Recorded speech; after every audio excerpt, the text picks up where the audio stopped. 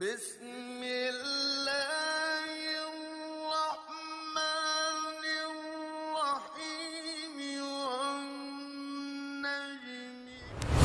نبی صلی اللہ علیہ وسلم کی مبارک شخصیت کو کس جانب سے دیکھیں آپ مکمل نظر آئیں گے۔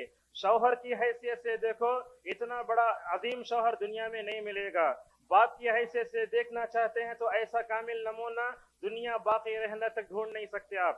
اسی طریقے سے باپ ہونے کی حیثیت سے، ہر ایک کی حیثیت سے، لہذا حسن اور حسین رضی اللہ عنہما کے فضائل، ان کی تربیت، ان کے بارے میں اگر کوئی بات جاننا چاہتے ہیں تو آج کے دور میں بہت مشکل ہے۔ کیوں؟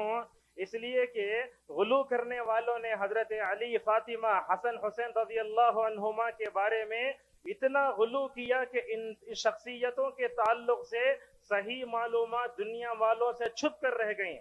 لہذا علی کا کیا مقام تھا، حسن کا کیا مقام تھا، حسین کا کیا مقام تھا، فاطمہ کا کیا مقام تھا، ہمیں مکمل طور پر اس کو جاننا چاہیے۔ صلی اللہ علیہ وسلم نے اپنے نواسوں کے لیے عمدہ ماحول کا انتخاب فرمایا۔ آج ہم اپنی بگڑتی ہوئی نسل کے بارے میں ہزار شکوہ شکایت کر لیں، یاد رکھیے اپنے بچوں کے لیے اگر ہم اچھا ماحول دیتے ہیں، آج بھی ہمارے بچوں میں حسن بھی پیدا ہو سکتا ہے۔ اگر ہم اپنے بچوں کو صحیح ماحول دیں، حضرت حسین جیسی اولاد بھی مکمل پیدا ہو سکتی ہے۔ اور حاضرین، آج ہم نے اپنے بچوں کو کھانے کی لذت دی، پینے کی لذت دی، کپڑے پہننے کی لذت دی، اگر ان کو کوئی لذت نہیں دی تو اللہ کی محبت کی لذت ہے۔ ان الحمد للہ نحمده ونستعینه ونستغفره ونعوذ باللہ من شرور انفسنا ومن سیئات اعمالنا، من يهده الله فلا مضل له ومن يضلله فلا هادي له، واشهد ان لا اله الا الله وحده لا شريك له، واشهد ان محمدا عبده ورسوله، اما بعد فان خير الحديث كتاب الله، وخير الهدي هدي محمد صلى الله عليه وسلم، وشر الامور محدثاتها، وكل محدثة بدعة، وكل بدعة ضلالة، وكل ضلالة في النار۔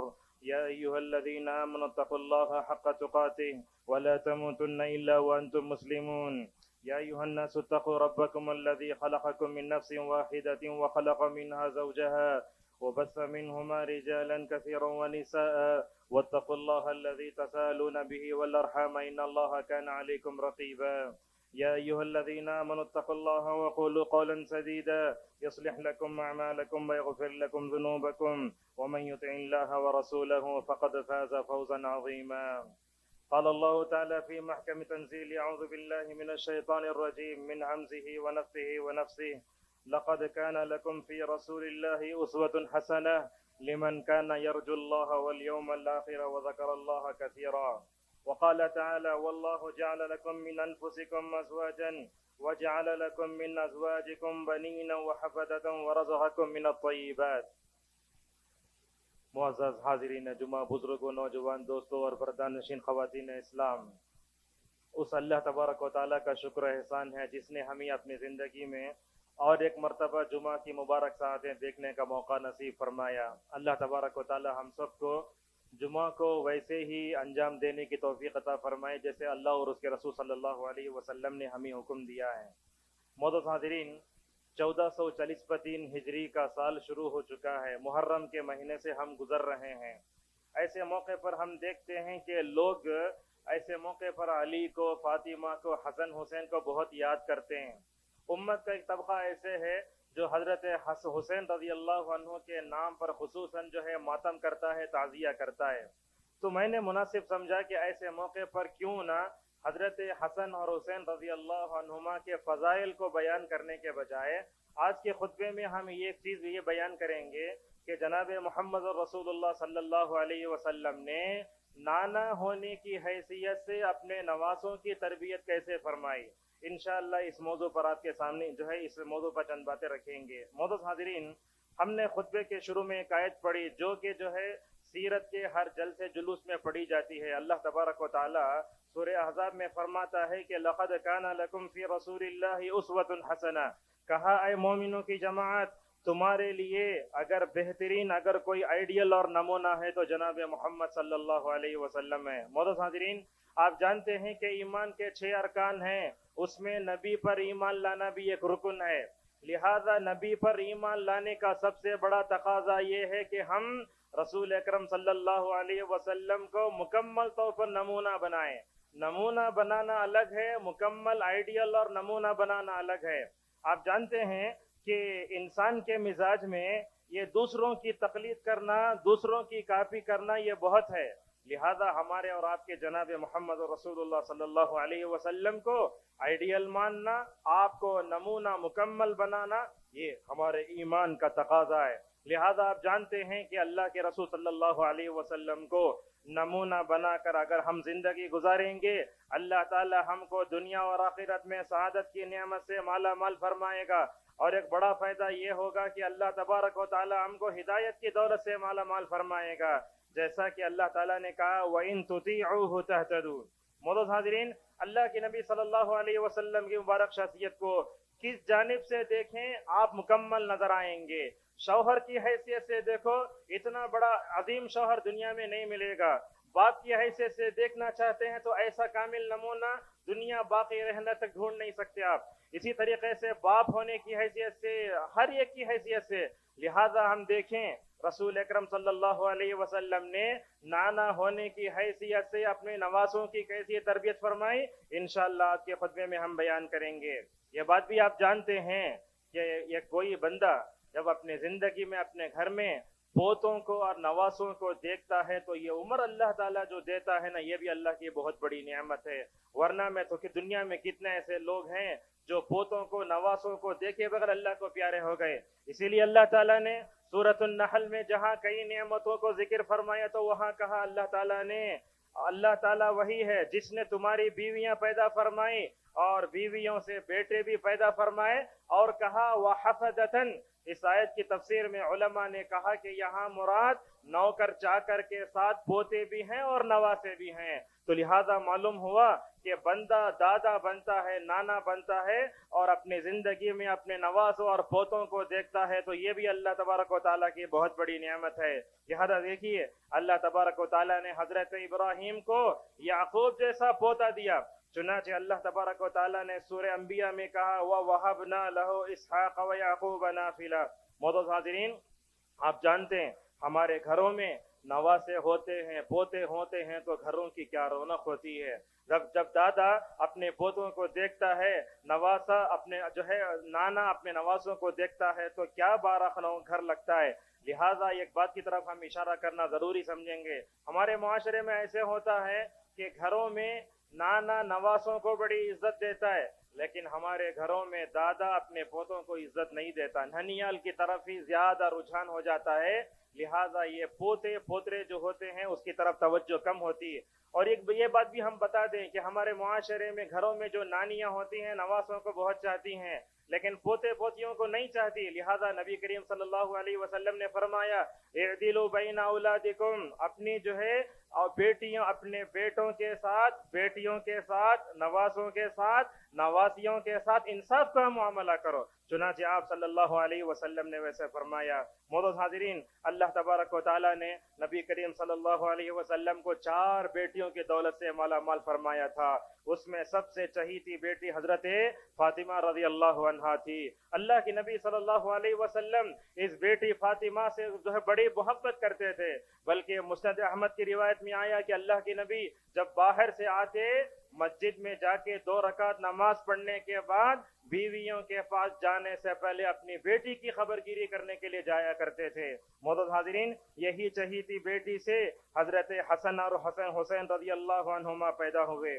معزز حاضرین، حضرت حسن اور حسین رضی اللہ عنہما کے فضائل، ان کی تربیت، ان کے بارے میں اگر کوئی بات جاننا چاہتے ہیں تو آج کے دور میں بہت مشکل ہے. کیوں؟ اس لیے کہ غلو کرنے والوں نے حضرت علی، فاطمہ، حسن، حسین رضی اللہ عنہما کے بارے میں اتنا غلو کیا کہ ان شخصیتوں کے تعلق سے صحیح معلومات دنیا والوں سے چھپ کر رہ گئیں. لہذا علی کا کیا مقام تھا، حسن کا کیا مقام تھا، حسین کا کیا مقام تھا، فاطمہ کا کیا مقام تھا، ہمیں مکمل طور پر اس کو جاننا چاہیے. معزز حاضرین، اللہ کے نبی صلی اللہ علیہ وسلم نے نانا ہونے کی حیثیت سے اپنے نواسوں کی کیسی تربیت فرمائی. سب سے پہلا پوائنٹ آپ کے سامنے رکھنا چاہتے ہیں وہ کیا ہے؟ دیکھیے، اولاد ہونے کے بعد ماں باپ پر سب سے بڑا حق بنتا ہے کہ وہ اپنے رب کا شکر عقیقے کی شکل میں کریں۔ چنانچہ نبی کریم صلی اللہ علیہ وسلم نے حضرت حسن اور حسین رضی اللہ عنہما کی طرف سے عقیقہ فرمایا۔ بعض روایتوں میں آیا کہ ایک بکرا دیا، بعض روایتوں میں آیا 2 بکریاں دیں۔ چنانچہ علامہ البانی رحمہ اللہ کہتے ہیں کہ نسائی کی جو یہ روایت ہے کہ اللہ کے نبی صلی اللہ علیہ وسلم نے 2 مینڈے جو ہے عقیقے کے طور پر دیے، یہی بڑی بہترین چیز ہے۔ اور معلوم ہے عقیقے میں لڑکے کی طرف سے 2 اور لڑکی کی طرف سے 1 جو ہے دینا چاہیے۔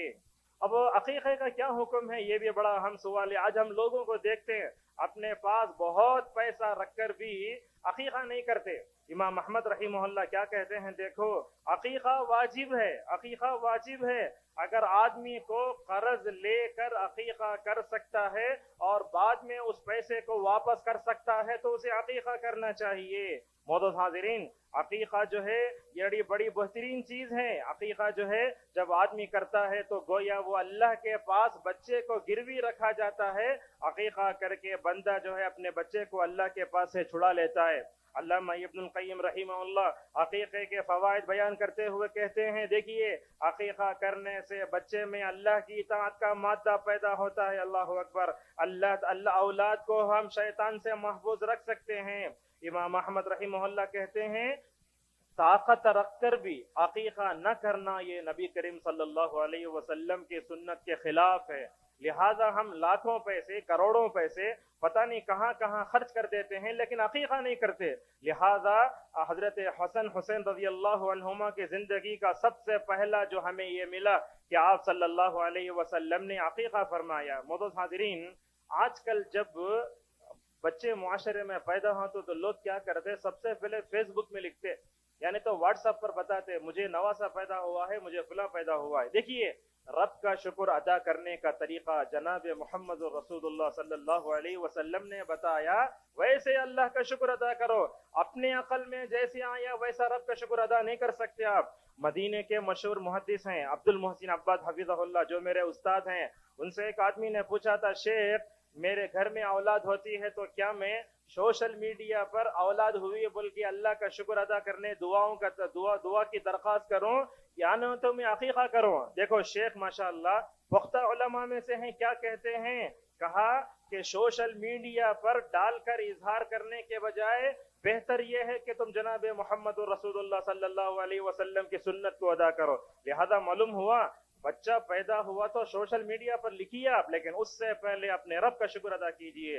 اور یاد رکھیے ایسے موقع پر اسراف، فضول خرچی سے مکمل طور بچنا چاہیے۔ ہم دیکھتے ہیں دادا نانا لوگوں کو ڈبے بناتے ہیں، اس پر نام لکھتے ہیں، دعوت ہوتی ہے اور پتہ نہیں اس کے بعد کیا کیا منکرات آ جاتے ہیں۔ نہیں ہونا چاہیے۔ معمولی انداز سے آپ نے اللہ کا شکریہ ادا کیا، اس کو لیے کھا لیا، بانٹیے، ختم ہو گیا۔ اس کی لمبی فہرست بنانا، فلاں لوگوں کو بلانا، یہ تکلفات سے مکمل طور بچنے کی ضرورت ہے۔ اور یاد رکھیے ہمارے اسلاف بڑے متواتر انداز سے جو ہے عقیقہ کرتے تھے۔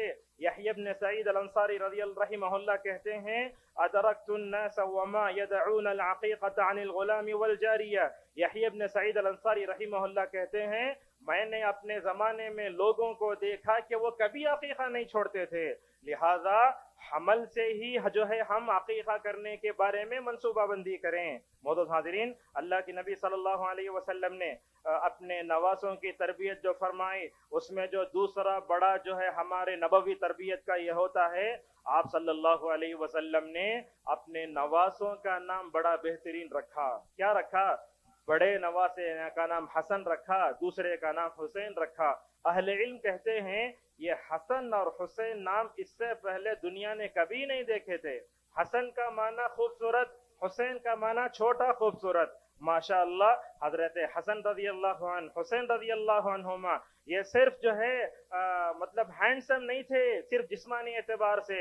اللہ کے نبی کی تربیت کا کمال یہ تھا کہ آپ نے جہاں خوبصورت نام رکھا وہیں آپ صلی اللہ علیہ وسلم نے ان کی اخلاق و کردار کو بھی بنانے کی کوشش کی۔ معزز حاضرین، نام کا بڑا اثر ہوتا ہے۔ آپ پوچھیں گے نام کا کیا اثر ہوتا ہے؟ علامہ ابن القیم رحمہ اللہ کہتے ہیں دیکھیے والدین کو چاہیے کہ وہ اپنے بچوں کا نام نبیوں سے رکھیں، رسولوں سے، صحابہ کے نام سے رکھیں۔ آج بچہ پیدا ہوتا ہے لوگ انٹرنیٹ پر جا کر نیا نام تلاش کر لے آتے ہیں، نعوذ باللہ من ذالک۔ یاد رکھیے بچوں کا نام رکھنے میں علماء سے رجوع کرو، علماء جتنا زیادہ جانتے ہیں دوسرے لوگ زیادہ نہیں جانتے، جو جس فیلڈ کا ہے اس کے بارے میں اس سے فائدہ اٹھاؤ۔ اور ہمارے معاشرے میں ایسے ہوتا ہے، فرشتوں کے نام رکھتے ہیں۔ ابن القیم رحمہ اللہ نے کہا فرشتوں کے نام سے نام نہیں رکھنا چاہیے، جبرائیل، میکائیل، اسرافیل، اسرائیل نہیں۔ اور اسی طریقے سے حروف مقطعات جو قرآن میں آئے ہیں، یاسین، طٰہٰ، یہ نام بھی نہیں رکھنا چاہیے۔ ابن القیم رحمہ اللہ نے کہا یاسین اور طٰہٰ قرآن میں حروف مقطعات کے طور پر آئے، اور یہ بات بھی سن لیجئے یاسین بھی طٰہٰ بھی نبی کا نام بھی نہیں ہے۔ جیسا کہ علامہ اقبال سے غلطی ہوئی، وہی قرآن، وہی فرقہ، وہی یاسین، وہی طٰہٰ انہوں نے شمار کیا، لہذا یاسین اور طٰہٰ بھی نام نہیں رکھنا چاہیے۔ نام کب رکھنا چاہیے؟ 7ویں دن رکھنا بہتر ہے، لیکن بعض حضرات صحابہ سے پہلے دن نام رکھنا بھی مکمل طور پر ثابت ہے۔ معزز حاضرین، اللہ کے نبی صلی اللہ علیہ وسلم اپنے زمانے میں جب کسی کا غلط نام دیکھتے تو بدل لیتے تھے۔ ایک کا نام تھا حزن، حزن کا معنی سخت، غم، ٹینشن۔ آپ صلی اللہ علیہ وسلم نے ان سے کہا تم اپنا نام بدل لو۔ انہوں نے کیا کہا؟ میرے ماں باپ جو نام رکھے تمہاری بات سن کر میں اپنا نام بدل لوں کیا؟ ایسا اعتراض کیا۔ لیکن جب نبی کریم صلی اللہ علیہ وسلم کی نصیحت کو قبول نہیں کیا تو کیا کہتے ہیں؟ دیکھو جب میں بڑا ہوا تو میں نے اپنے زندگی میں بہت تکلیفیں پائیں۔ اللہ اکبر۔ نبی کی تھوڑی سی بات کو رد کرنے کا نتیجہ ہوا کیا ہوا؟ زندگی غم سے، ٹینشن سے بھر گئی، لہذا نام کا بھی بڑا اثر ہوتا ہے۔ دیکھیے حضرت عمر رضی اللہ عنہ کے پاس ایک آدمی، غور سے سنیے بات، یہ عمر رضی اللہ عنہ کی دور اندیشی، وہ لوگوں کے چہرے کو دیکھ کر مکمل طور پر پوری حالت کو سمجھ جاتے تھے۔ ایک آدمی آیا، پوچھا تمہارا نام کیا ہے؟ بولنے لگا جمرہ، جمرہ کا تو انگارہ۔ پوچھا تمہارے باپ کا کیا نام ہے؟ بولا شہاب، شہاب بولا تو شعلہ۔ اس کا نام انگارہ، اس کے باپ کا نام شعلہ۔ اور بولے تم کہاں رہتے؟ بولے ایک ایسی جگہ رہتے جہاں ہمیشہ آگ لگتی ہے۔ حضرت عمر رضی اللہ عنہ نے کیا کہا معلوم ہے؟ دیکھو تمہارا نام بھی انگارہ ہے، تمہارے باپ کا نام بھی شعلہ ہے، تم جہاں رہتے ہو وہاں انگار زیادہ ہوتی ہے، ذرا جاؤ، تمہارا گھر سلک گیا ہے، ذرا جا کر اپنے گھر والوں کو بچاؤ۔ دیکھیے نام کا اثر کیسے ہوتا ہے۔ معزز حاضرین، نام رکھنا یہ ماں باپ کا بڑا بہترین فریضہ ہے۔ ہمارے معاشرے میں نام رکھنے میں بڑی بے اعتدالیاں ہوتی ہیں۔ لوگ جو ہے نام کھولنے کے لیے قرآن کھولتے ہیں، نعوذ باللہ۔ اگر آپ دیکھیں گے قرآن میں زانیہ بھی ہے، کیا ہم اپنے بچوں کا نام زانیہ رکھ لیں گے؟ دیکھیے اللہ کے نبی صلی اللہ علیہ وسلم نے نام ہمیشہ بڑے اچھے رکھے۔ اور ایک بات بھی آپ کو بتا دیتے ہیں، اولاد ہونے کے بعد نام رکھنے کے بارے میں شوہر بیوی کا جھگڑا بھی ہوتا ہمارے معاشرے میں۔ کبھی ددیال والے بولتے ہمارا حق ہے، کبھی بولتے نھنیال والے ہمارا حق ہے۔ اس بارے میں جو ہے علامہ بن باز رحمہ اللہ نے کہا کہ دونوں مشورہ کر کے نام رکھ لیں۔ بعض مرتبہ ایسے بھی دیکھا گیا صرف نام رکھنے کے جھگڑے کی وجہ سے نوبت طلاق اور خلا تک چلے گئے، نعوذ باللہ۔ یہ سب جہالت نہیں ہونا چاہیے۔ معزز حاضرین، نام باہمی مشورے سے رکھنا چاہیے، نیا نام فلاں نام نہیں رکھنا چاہیے۔ اور دیکھیے اللہ کے نبی صلی اللہ علیہ وسلم کو ماریا کے بطن سے حضرت ابراہیم پیدا ہوئے، اللہ کے نبی صلی اللہ علیہ وسلم نے اپنے باپ جس کو دادا کہتے ہیں وہ ابراہیم نام رکھا، اور آپ صلی اللہ علیہ وسلم کو ابراہیم نام بڑا پسند تھا۔ حضرت ابو موسیٰ اشعری رضی اللہ عنہ کے گھر میں بیٹا پیدا ہوا۔ ابو موسیٰ اشعری کہتے ہیں کہ میں لے گیا نبی کے پاس، آپ نے کھجور کو اپنے زبان میں میٹھا کر کے میرے بیٹے کے منہ میں ڈالا اور اس کا نام ابراہیم رکھا۔ لہذا نبیوں کا نام رکھو، نبی کی سیرت آئے گی۔ حضرات صحابہ کرام کا نام رکھو، صحابہ کی سیرت آئے گی۔ لوگ بولتے کیا نبیوں کے پرانے ہو گئے نام، صحابہ کے نام پرانے ہوں گے؟ یاد رکھیے اللہ کے نبی صلی اللہ علیہ وسلم نے جس زمانے کے بارے میں کہا میرا زمانہ سب سے بہترین زمانہ، اس زمانے کے نام بھی ویسے ہی۔ میرے زمانے کے بعد صحابی کا زمانہ بہترین زمانہ، اس زمانے کے نام بھی مکمل طور پر ویسے ہیں۔ معزز حاضرین، نیک لوگوں کے نام رکھنا چاہیے۔ ایک بات ہم یہی بتا دیتے ہیں، شرکیہ نام نہیں رکھنا۔ لوگ کیا کرتے؟ عبد الرسول، عبد النبی، عبد الحسین، ایسے۔ اور بعض لوگ تو ایسے ہوتے ہیں کہ یہ قبروں آستانوں سے کالے شاہ، بندہ نواز، نام نہیں رکھنا چاہیے۔ نام اچھے رکھیے، نام کا اثر آپ کی شخصیت پر ہوتا ہے۔ لہٰذا پہلی بات اپنے بچوں کا عقیقہ کیا آپ صلی اللہ علیہ وسلم نے، دوسری بات آپ صلی اللہ علیہ وسلم نے اپنے بچوں کا نام صحیح رکھا. نام صحیح رکھیں, نام صحیح لکھوائیں, نام اچھے سے بلائیں, آڑے ناموں سے نہیں پکارنا چاہیے. تیسری بات, اللہ کے نبی صلی اللہ علیہ وسلم نے اپنے نواسوں کی جو تربیت کی, اس میں اور ایک بات ہے یہ کہ آپ صلی اللہ علیہ وسلم نے اپنے نواسوں کے لیے عمدہ ماحول کا انتخاب فرمایا. آج ہم اپنی بگڑتی ہوئی نسل کے بارے میں ہزار شکوہ شکایت کر لیں, یاد رکھیے اپنے بچوں کے لیے اگر ہم اچھا ماحول دیتے ہیں, آج بھی ہمارے بچوں میں حسن بھی پیدا ہو سکتا ہے. اگر ہم اپنے بچوں کو صحیح ماحول دیں, حضرت حسین جیسی اولاد بھی مکمل اور پیدا ہو سکتی ہے. یہ حضرت ابراہیم علیہ السلام کو دیکھو کیسے اپنے بچوں کو اچھا ماحول دینے کے لیے مکہ جاتے ہیں, اللہ سے دعا کرتے ہیں, ربنا انی اسکنت من ذریتی بواد غیر ذی زرع عند بیتک المحرم, اے اللہ میں ایسی جگہ جا رہا ہوں جہاں نہ کھیتی ہے نہ پانی ہے.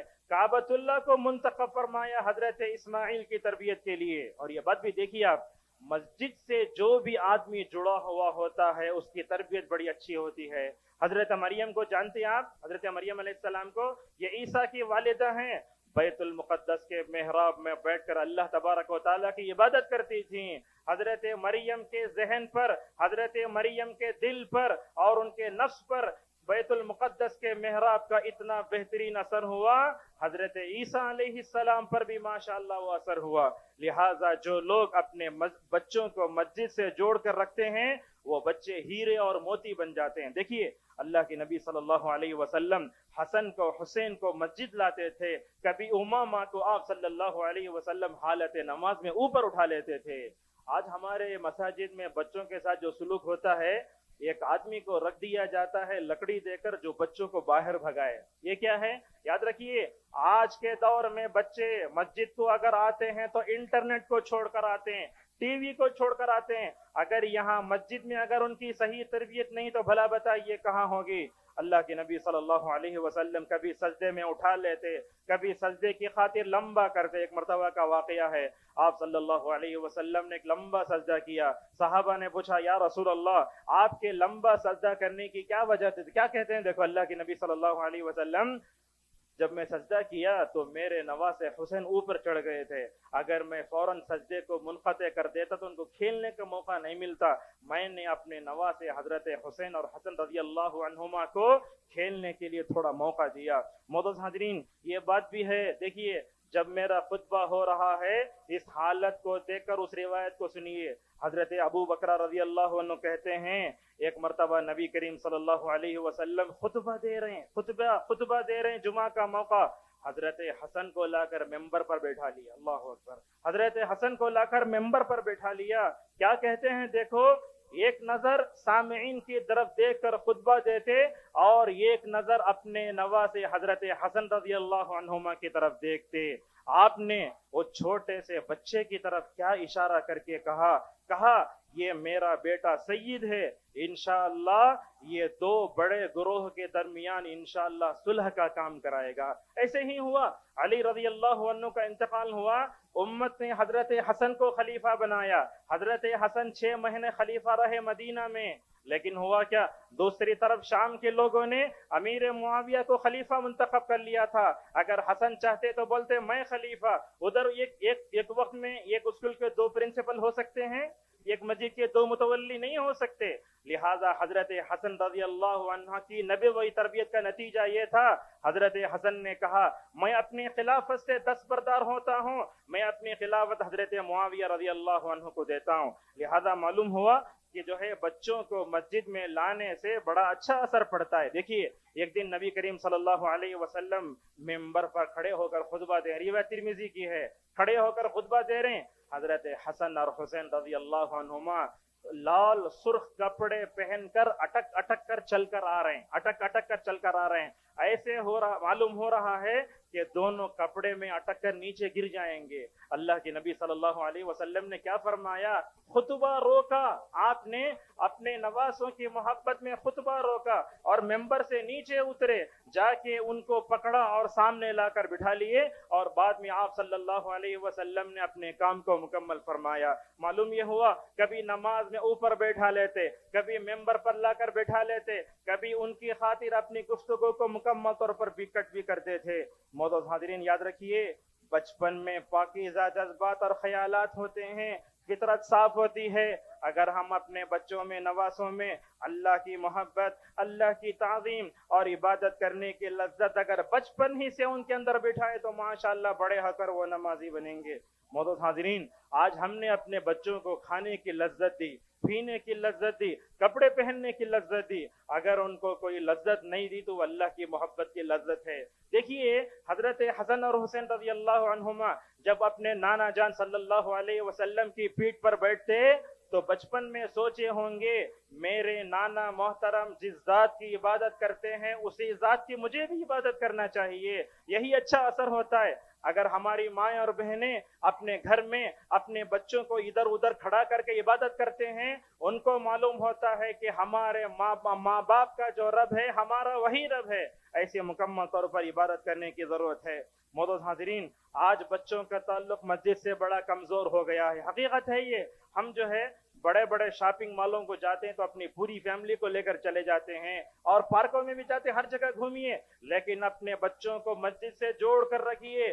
مسجد کا اثر بچوں پر بڑا اچھا ہوتا ہے۔ اور اسی طریقے سے نبوی تربیت صلی اللہ علیہ وسلم میں چوتھا بڑا جو ہے وہ یہ کہ نانا کو چاہیے کہ ماں باپ کو چاہیے کہ وہ اپنے بچوں سے محبت کریں، ان کو چومیں۔ اللہ کے نبی صلی اللہ علیہ وسلم اپنے نواسوں کو چومتے، ان کی زبان کو اپنی زبان میں لے لیتے تھے۔ ایک دن اللہ کے نبی صلی اللہ علیہ وسلم نے حضرت حسین کے جیب کو پکڑ لیا، اللہ اکبر، یہ جو جیب آتی نا اس کو پکڑ لیا ہے۔ اللہ کے نبی صلی اللہ علیہ وسلم اس قدر محبت کرتے تھے، کبھی آپ صلی اللہ علیہ وسلم کے مبارک کندھے پر حسن بیٹھ جاتے، کیا بولتے؟ اے اللہ میں اس سے محبت کرتا ہوں، تو بھی مکمل اور محبت کر لے۔ معزز حاضرین، ایک دن ایسے ہی تھا، حضرات صحابہ کرام بھی موجود تھے، اللہ کے نبی صلی اللہ علیہ وسلم بھی تھے۔ اللہ کے نبی نماز پڑھ رہے ہیں، حضرت حسن اور حسین رضی اللہ عنہما حالت سجدہ میں نبی کی پیٹھ پر چھلانگ لگانے کی کوشش کر رہے ہیں۔ نواسے نانا جان کی مبارک پیٹھ پر چھلانگ لگانے کی کوشش کر رہے ہیں۔ حضرات صحابہ اکرام نے نماز ہی میں دونوں کو روکنے کی کوشش کی۔ آپ صلی اللہ علیہ وسلم نے فرمایا چھوڑو ان کو، میرے قریب آنے دو، پیٹھ پر چڑھ کر بیٹھ کر کھیل رہے ہیں۔ نماز ختم ہوتے ہی آپ صلی اللہ علیہ وسلم نے اپنے دونوں مبارک نواسوں کو بلا کر اپنے گود میں بٹھا لیا۔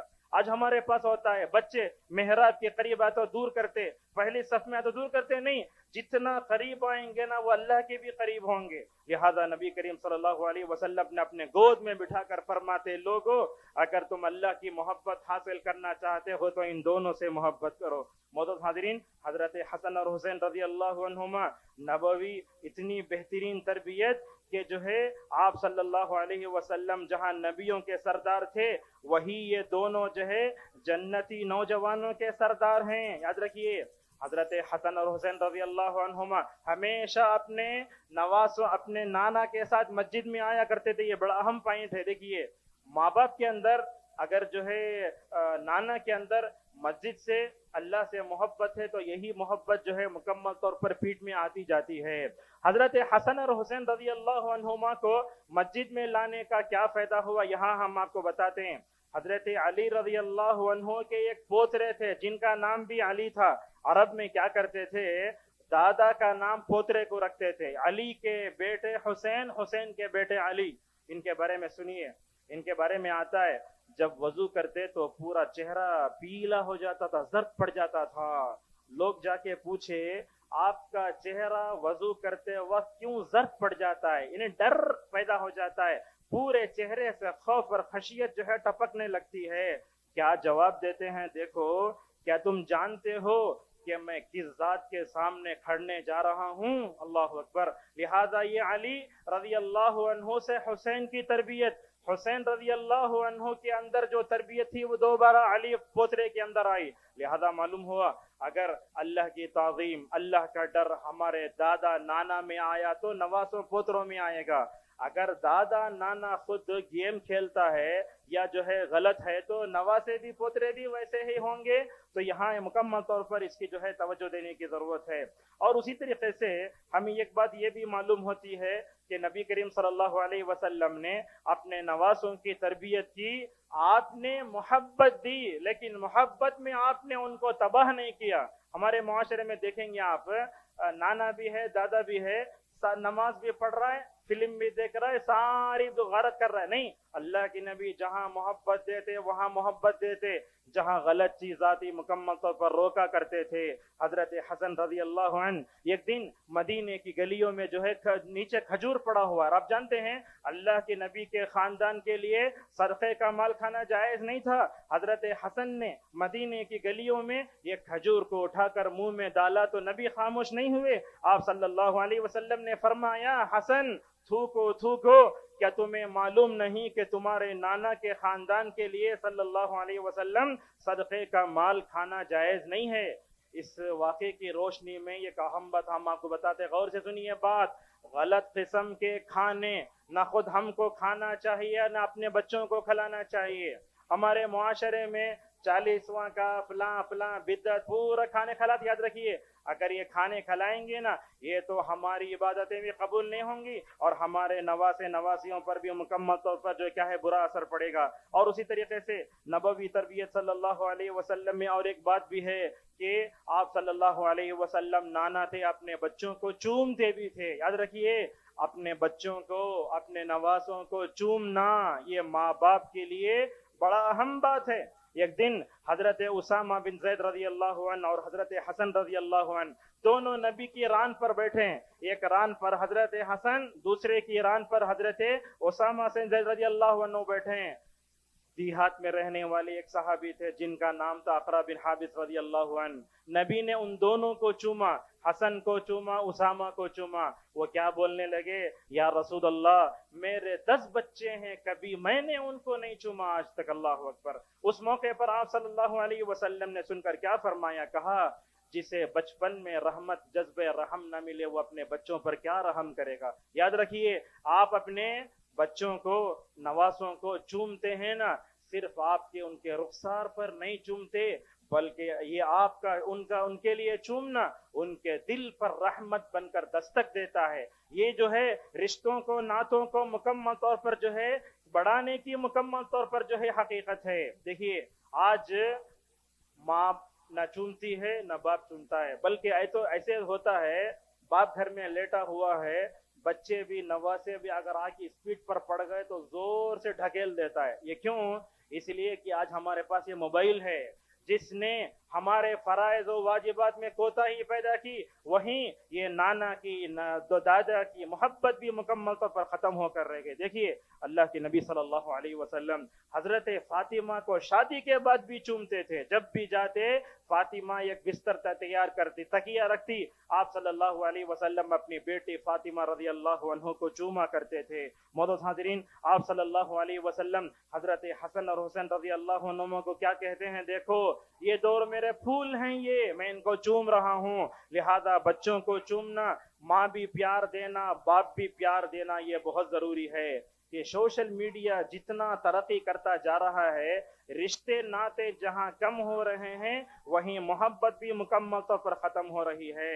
احنف ابن قیس رحمہ اللہ کہتے ہیں ہماری اولاد ہمارے دلوں کے کلیجے کا ٹکڑا ہے، لہذا ان کو چومنا چاہیے. اور حضرت انس رضی اللہ عنہ کہتے ہیں میں نے نبی کریم صلی اللہ علیہ وسلم سے بڑھ کر اپنے خاندان والوں کے ساتھ اتنا رحم والا معاملہ میں نے کبھی نہیں دیکھا. معزز حاضرین، اسی طریقے سے اللہ کے نبی صلی اللہ علیہ وسلم نے اپنے نواسوں کی تربیت کی تو آپ نے اور ایک بات بھی ہے، وہ کیا، آپ صلی اللہ علیہ وسلم نے حضرت حسن رضی اللہ عنہ کو دعائے قنوت سکھائی. اللہم اہدنی فی من ہدیت. یہ کون؟ اللہ کے نبی نانا ہونے کی حیثیت سے حضرت حسن کو دعا سکھاتے ہیں.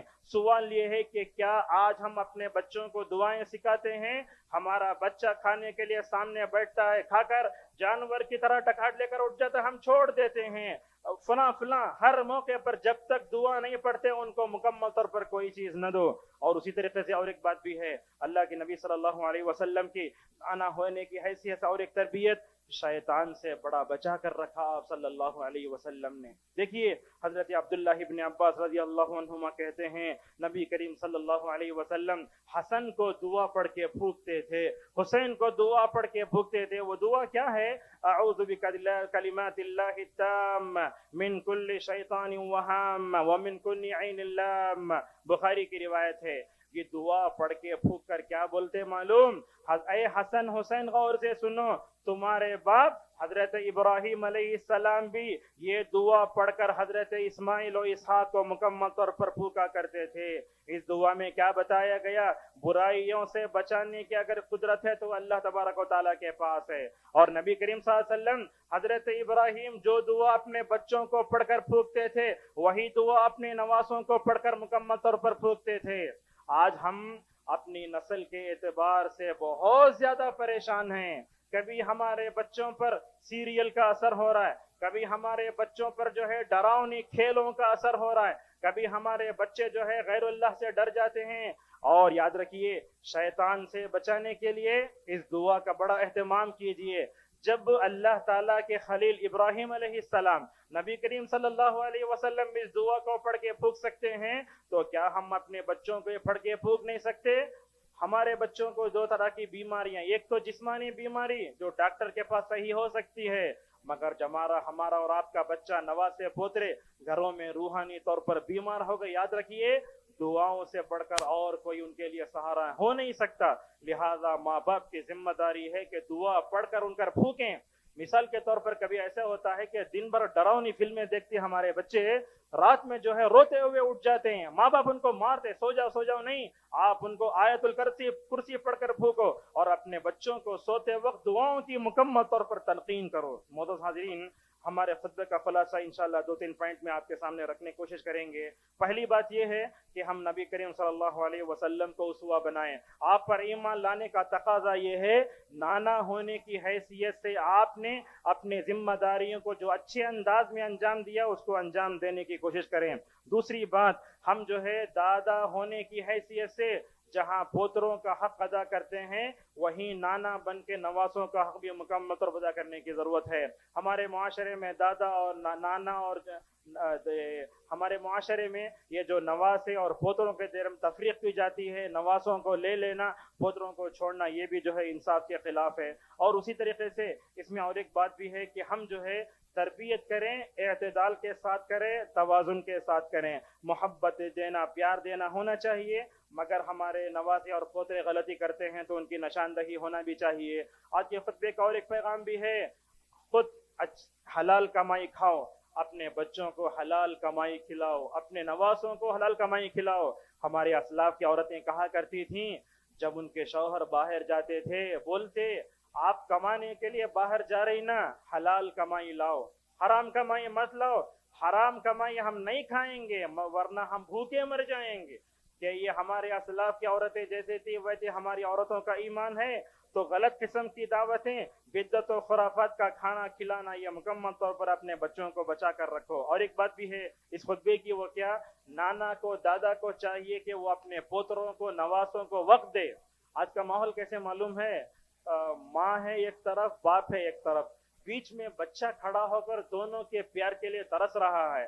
باپ کے ہاتھ میں بھی موبائل, ماں کے ہاتھ میں بھی موبائل, بچے پیار کے لیے ترس رہے ہیں. آج جو ہے ماں باپ اپنے بچوں کے لیے وقت نہیں دیتے, پیار سے ان کی طرف دیکھتے بھی نہیں ہیں. یاد رکھیے اگر ایسا ہوگا تو بڑے ہو کر ان کے حق میں کیا بنے گا. اور اس طرح سے اور ایک بات بھی ہے اس خطبے کی, وہ یہ کہ جو ہے ہم اپنے بچوں کی تربیت کریں تو ہمارے اندر صبر بھی ہونا چاہیے, صبر کے بغیر ہم ان کی تربیت نہیں کر سکتے. اور اسی طریقے سے آج کے خطبے کی سب سے اہم بات, ان دنوں میں شیعی عقائد سے اپنے آپ کو مکمل طور پر بچاؤ. کیسے؟ مثال کے طور پر علی, فاطمہ, حسن, حسین, ان کا نام آئے تو بعض لوگوں کو ہم دیکھتے ہیں کہ امام شروع میں بڑھا لیتے ہیں، نہیں، اور اسی طریقے سے ان لوگوں کے نام کے آخر میں علیہ السلام لکھتے ہیں۔ علامہ ابن عثیمین رحمہ اللہ سے پوچھا گیا کہ کیا علی، فاطمہ، حسن، حسین کے نام کے ساتھ امام کہنا اور علیہ السلام کہنا کیسا ہے؟ تو کیا بولتے ہیں، دیکھو حضرات صحابہ کرام کا نام آیا تو رضی اللہ عنہ کہنا چاہیے۔ یہ شیعہ لوگوں کی پیدا کردہ یہ ہے، شیعہ کیا کہنا چاہتے ہیں، امام لا کر شروع میں یہ بتانا چاہتے ہیں کہ اللہ کی نبی کے انتقال کے بعد اگر امامت و خلافت کے زیادہ مستحق تھے تو حضرت علی تھے، یہ شیعہ کا عقیدہ ان کے اندر ہے، اور علیہ السلام کہہ کر یہ کہنا چاہتے ہیں کہ گناہوں سے پاک ہیں۔ ہمارے پاس بولنے میں، لکھنے میں، اخبارات میں امام علی، امام حسن نام آتا ہے تو وہ مت بولو آپ، کیا ٹھیک ہے؟ اگر امام بولنا ہوتا اور علیہ السلام بولنا ہوتا، علی سے زیادہ مستحق ابو بکر ہیں، عمر ہیں، عثمان ہیں، لہذا شیعہ قائد ہمارے زبان سے بھی مکمل طور پر نہیں آنا چاہیے۔ اور ہمارے معاشرے میں کچھ لوگوں کو ہم دیکھتے ہیں کبھی اٹھتے بیٹھتے یا علی مشکل کشا بولتے رہتے ہیں، یہ بھی نہیں ہونا چاہیے۔ اور یاد رکھیے ان دنوں میں کرنے کا ایک ہی کام ہے، وہ یہ کہ ہم 10ویں تاریخ کو روزہ رکھیں۔ کیوں روزہ رکھیں؟ حضرت حسین کی شہادت ہے بھی اس لیے نہیں، اللہ تعالیٰ نے فرعون کو ڈبو کر ہلاک کیا، تکبر کا خاتمہ ہوا، توحید پرستوں کو اللہ نے نصرت الہی سے نوازا تھا، حضرت موسیٰ نے اللہ کا شکر ادا کرنے پر جو ہے روزہ رکھا تھا، اسی لیے جناب محمد رسول اللہ صلی اللہ علیہ وسلم نے بھی روزہ رکھا تھا۔ حسن حسین رضی اللہ عنہ کے بارے میں جو صحیح حدیث ہیں ان حدیثوں کو پڑھو، من گھڑت شیعہ کی طرف سے ایکسٹرا فٹنگ والے جتنی روایتیں ان تمام روایتوں کو مکمل طور پر سے بچاؤ۔ اللہ تبارک و تعالی ہم سب کو محرم کے اس مہینے میں انہی کاموں کو کرنے کی توفیق عطا فرمائے جس کا اللہ اور اس کے رسول صلی اللہ علیہ وسلم نے ہمیں حکم دیا ہے۔ اللہ تعالی ہم سب کو اپنے نواسوں کو ویسے ہی تربیت کرنے توفیق عطا فرمائے جیسے نبی کریم صلی اللہ علیہ وسلم نے تربیت کی۔ اللہ تعالی ہم کو اپنے الفاظ میں بھی شیعہ العقائد سے اپنے آپ کو بچا کر رکھنے توفیق عطا فرمائے۔ اللہ تعالی ہم کو احادیث صحیحہ کی روشنی میں زندگی گزارتے ہوئے من گھڑت اور موضوع منکر حدیثوں سے اپنے آپ کو بچانے توفیق عطا فرمائے۔ اللہ تعالی ہم سب کو ہر طرح کی بیماری سے محفوظ فرمائے۔ اللہ تبارک و تعالی یہ کووڈ کی وجہ سے جتنے جو ہے مسلمان اللہ کے پاس جا چکے ہیں، اللہ تعالی ان سب کو شہادت کا درجہ نصیب فرمائے۔ اللہ تعالی ہماری اولاد کی، ہماری ذریت کی، ہمارے خاندان کی اور سارے مسلمانوں کی حفاظت فرمائے۔ اللہ تعالی ہم سب کو عاشورے کے روزے کی پابندی کرنے والا بنائے، آمین۔ وآخر دعوانا الحمد للہ رب العالمین۔